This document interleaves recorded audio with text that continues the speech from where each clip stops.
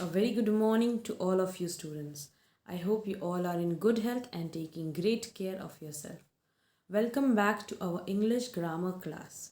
As you know students that from your grammar textbook, that is Adventures with Grammar and Composition, we have already completed chapter number 16 and 18, and today we would be moving ahead with the next chapter, that is chapter number 27 and chapter number 20, which are related. Okay, so here we are going to first see chapter number 27, which is actually something which you need to memorize. Okay, so we will just go through this chapter first and then we would move ahead with the next one. And then we would be remaining with one thing, that is informal letters, which I would be teaching you in the live class. Okay, so now let's move on to the chapter, that is irregular verbs. Now if you remember students कि जब हम लोग ने tenses पढ़ा था तब मैंने आपको बताया था कि verbs are divided into two types, right? verbs दो टाइप के होते हैं, एक होते हैं regular and the second one which falls in the category is irregular. Okay, I am not able to write the whole thing. So that is irregular. So we are going to divide the verbs into two types, regular and irregular. Now what are regular verbs? Regular verbs are one in which you can add ed or ied or simply d and change it into past tense and past participle. ठीक है, regular verbs किसको बोलते हैं? जिस verb के base form को अगर हम ईडी या फिर आईईडी या सिर्फ अकेला डी लगा के पास्ट टेंस और पास्ट पार्टिसिपल में कन्वर्ट कर सकते हैं, those comes under regular verb. For example if I write walk, right, now अगर मुझे इसको पास्ट टेंस करना है then I would be just adding ED, so that becomes your past tense and also past participle. Most of the time you need to remember कि हमारा जो regular verbs होता है उसमें past tense और past participle most of the time same रहता है. ठीक है, most of the time. There might be chances कि कभी कभी अलग हो जाता है but not every time, most of the time same ही रहता है. और एक होता है irregular verb जिसके बारे में हम लोग अभी पढ़ेंगे. ठीक है, irregular verbs means the verbs that do not take ed to form past tense and past participle. That means उसका जो base form है past tense है और past participle है, all would be different. ठीक है, spelling में different होगा, pronunciation में difference होगा. Okay, so these are some irregular verbs we are going to see over here which do not change just by adding ed to it. ठीक है, हम उसके अंदर ईडी या फिर डी या आईडी ऐड करके उसको सिंपल पास्ट या पास्ट पार्टिसिपल नहीं बना सकते हैं. ठीक है, so here there is a list given which you need to remember. Okay, I would suggest that you need to memorise it because it is going to come in the exam. So yes, obviously I would be giving you the base form and then you have to write the past and participle. Arise का हो जाता है arrows और उसका past participle भी वही है. Awake, awoke, awoken. I think it's awaken. I'll just check it. Bear, bore and born. Beat, beat, beaten. Become, became and become. Begin, began, begin. Bet is the word which doesn't change. It remains same. Bet, bet and bet. Okay. In the same way you can see students that there is a full list given over here. काफ़ी सारे हैं, बहुत सारे आपको read करने हैं. ठीक है, and I am teaching you this chapter before active passive because in active passive when we change our voice we are going to use verb past participle in the passive voice. So जब हम passive voice पढ़ेंगे और verb का जो past participle है वो आपको मालूम रहना चाहिए कि जो वर्ब है सेंटेंस का उसमें पास्ट पार्टिसिपल कौन सा है. ठीक है, So you need to remember that, and that's the reason I have gone through this chapter first. Actually, this is only the chapter which you need to refer, but I am telling you that you need to learn it because it would be very useful to you in the next chapter, that is active and passive voice. So students, now let's move on to the next chapter, that is active and passive voice, page number 111. So students, please take out page 111 in your textbook.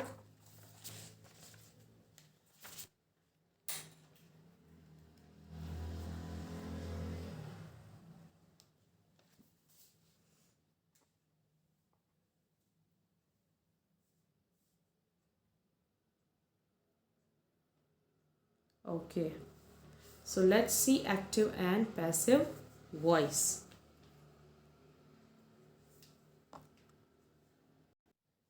Okay, so students, let's see active and passive voice. Now, what do you mean by voice? Normally, in English, when we write a sentence, it can be either of two. It could be active or passive. And what do voice say? The voice of the sentence shows whether the action, जो subject है sentence का, whether that subject is performing the action or receiving the action. मतलब subject की position पर जो है noun या pronoun, whether it is receiving the action or whether it is doer of action. Okay, and we can make out the voice of the sentence by seeing that sentence में जो subject और object की जगह है वहाँ पे कौन placed है, राइट. अगर सेंटेंस में सब्जेक्ट की जगह पर डूअर ऑफ द एक्शन है या फिर आप बोल सकते हो परफॉर्मर है, ठीक है, अगर डूअर ऑफ द एक्शन है तो वो होगा हमारा एक्टिव वॉइस. ठीक है, डूअर ऑफ द एक्शन कौन सी जगह पर होगा, सब्जेक्ट की जगह पर. और अगर हमारा रिसीवर ऑफ द एक्शन जो है, रिसीवर ओके ऑफ एक्शन, अगर वो हमारा सब्जेक्ट की जगह पर है, then it would be a passive voice. Okay, and the changes which are going to take place is in the verb of the sentence. ठीक है, तो आपको जो सेंटेंस का वर्ब है उसके ऊपर भी खास ध्यान देना पड़ेगा, because from the verb you can make it out कि वो सेंटेंस कौन से टेंस में है, and accordingly you have to make changes. Okay, so when we would move ahead we would go through all those things. So first of all, let's just start our chapter over here. Lazy Larry. Mom, a flower pot in the balcony is broken. Did you break it, Larry? It broke on its own. Okay, so there is a conversation given over here between a mom and a son, where Larry is saying to his mother that a flower pot in the balcony is broken. And when her mother asked, "Did you break it?" Larry said, "No, it broke on its own." So what do you think? Larry ने broke किया था या फिर वो अपने आप फूट गया होगा? Well, I think कि वो flower pot Larry ने ही तोड़ा होगा, right? अपने आप तो कैसे टूटेगा, है ना. So now let's take a look at this two sentences. The first one is Larry broke the flower pot and the second one is the flower pot was broken by Larry. In the sentence similar information is written in two ways, right? Larry ने flower pot तोड़ा या फिर flower pot को Larry ने तोड़ा, right? Both are same. ठीक है, दोनों ही सेंटेंस एक ही इंफॉर्मेशन दे रहे हैं. Larry broke the flower pot and the flower pot was broken by Larry. So in these sentences similar information is written in two ways. The difference between two sentences is in their voice. जैसे कि मैंने आपको starting में बताया chapter के कि voice क्या होता है, जो दिखाता है कि हमारा जो सब्जेक्ट की पोजीशन पर जो नाउन है या प्रोनाउन है, whether it is receiving the action or whether it is doing the action, right? तो वो बताता है हमें, the voice of the sentence tells us whether the object in the sentence is performing an action, that is Larry, right. अभी किसने pot break किया? Larry ने। तो लैरी क्या हुआ हमारे फर्स्ट सेंटेंस में? डूअर हुआ, है ना, doer of the action. And second sentence में है जो है रिसीविंग ऑफ द एक्शन। किसने तोड़ा था? ये जो अगर आप दूसरा सेंटेंस देखोगे, the flower pot was broken by Larry. Now if you see this sentence, in this sentence also broke किसने किया है? लैरी ने। लेकिन सब्जेक्ट की पोजीशन पर कौन है अभी? रिसीवर है हमारा, right, receiver of the action. And that's why there is a difference between two of them. So the simple thing you need to remember is when the subject is the doer of the action, the sentence is in active voice. And when the subject of the sentence is the receiver of the action, then the sentence is in the passive voice. So आपको ये चीज़ याद रखनी है कि subject की position पर doer of the action है, then it is active voice. और सब्जेक्ट की जगह पर अगर रिसीवर ऑफ द एक्शन है तो पैसिव वॉइस होगा। ठीक है। Now let's see some of the example over here. Okay, so let's see the sentences over here. The first column talks about active voice and the second one talks about passive voice. The sentences are same, only the doer of the action and receiver of the action are changing their places. If you see the first sentence, Mary sang songs. So your sang is our verb and who is carrying out the action? Mary. Right, तो वो हमारा subject की जगह पर है अभी, जो हमारा डूअर है वो, then that is active voice. And songs was sung by Mary. So यहाँ पे रिसीवर जो है, राइट, ऑब्जेक्ट जो होता है सेंटेंस का, that is being placed first. Okay, so you can say कि सब्जेक्ट की जगह पर अगर ऑब्जेक्ट आ जाता है, राइट, तो हम उसको पैसिव वॉइस कह सकते हैं. Songs was sung bye Mary.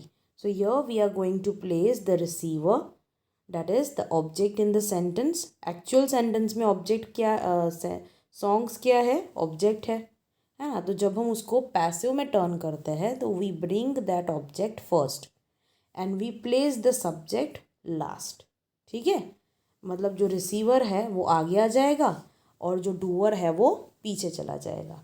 And you need to notice the verbs also, student. ठीक है, आपको ध्यान रखना है. बाय का एडिशन होता है, वर संग है यहाँ पे सैंग है और यहाँ पे संग हो गया है. So that is the past participle of Singh.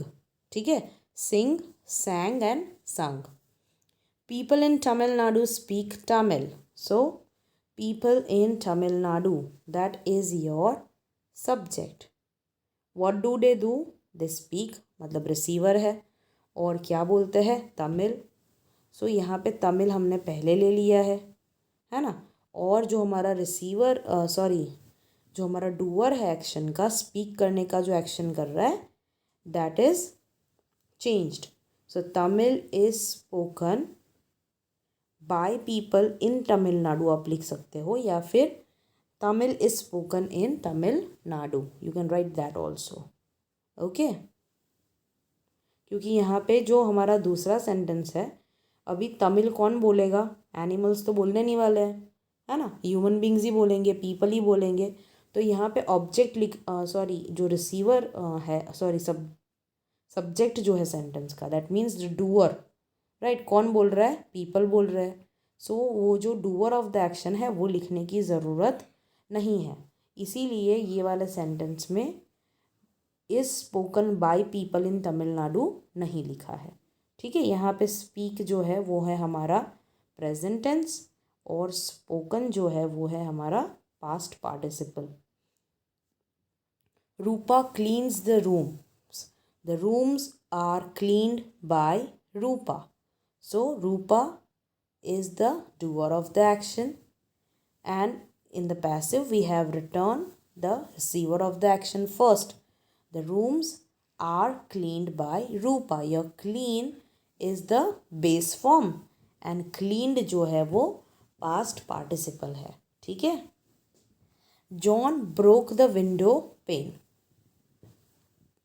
So here, who did the action of breaking? John. So that is our doer of the action, जो अभी हाल फिलहाल सब्जेक्ट की जगह पर है, तो एक्टिव वॉइस है. और विंडो पेन क्या है? रिसीवर है, राइट. तो वो पैसिव वॉइस में पहले आ गया. And break, broke and broken. Broke is the past tense and broken is the past participle. Okay, let's see next one. The students designed this project, and this project was designed by the students. So the students is the doer of the action. That means it is in place of subject, it is an active voice. The verb designed is past tense, and यहाँ पे भी designed ही है क्योंकि ये past participle और हमारा past tense दोनों same है, क्योंकि डिज़ाइंड है जो फॉल करता है रेगुलर वर्ब्स के अंदर, राइट, जिसके अंदर हम ईडी लगा के पास्ट टेंस और पास्ट पार्टिसिपल बना सकते हैं. Okay, now let's see when do we use passive voice. First, when the doer of the action is obvious. मतलब जब हमको मालूम ही है कि ये एक्शन करने वाला कौन है. When we know about that, then we don't need to write down the doer of the action. जैसे कि cricket is played all over the country. Now who is going to play cricket? By the team cricketers or only people play cricket. cricket तो कोई भी खेल सकता है ना, जो भी आदमी है. तो अभी लिखने की ज़रूरत नहीं है यहाँ पे कि cricket is played by people all over the country, because we know कि ये एक्शन कौन कर रहा है. Okay, so this sentence is in passive voice. Second one, when we do not know the doer. एक तो ये होता है व्हेन वी आर ऑब्वियस कि who is the doer of the action. Second one, when we don't know who is the doer, किसने किया है वो चीज़, वो हमको नहीं मालूम है. For example, Nita's car was stolen. ठीक है, स्टील करना, राइट, स्टील करना. अभी क्या चुराया है? Nita's car. So that is the receiver of the action. Object है हमारा सेंटेंस का, लेकिन सब्जेक्ट कौन है? किसने चोरी की? We don't know about that, right. It could be anyone और it could be a thief, somebody, है ना. तो यहाँ पे हमको पता नहीं है कि हमारा डूअर कौन है, चोरी किसने की है वो नहीं मालूम है. So that's the reason they haven't return by somebody, because we don't know कि किसने चोरी की है. तो यहाँ पे अगर आप सेंटेंस लिखते हो Nita's car was stolen, over here we don't have the doer of the action, and that's why we didn't write it. Okay, when the person or thing acted upon is more important than the doer of the action. For example, the satellite was launched from Sriharikota in 2014. मतलब जब हमें ऐसा लगता है कि जो perform कर रहा है, the one who is doing the action is not necessary, मतलब उसके बारे में इंफॉर्मेशन देना इम्पॉर्टेंट अगर नहीं लगता है, राइट, तो हम नहीं लिखेंगे तो चलेगा, और तब हम पैसिव वॉइस यूज़ कर सकते हैं. सबसे पहले तो जब हमें मालूम है कि who could be the doer, right, when we are obvious about it, when we know, we are sure, then we are going to use passive voice. When we do not know about the doer, at that time also we are going to use passive voice.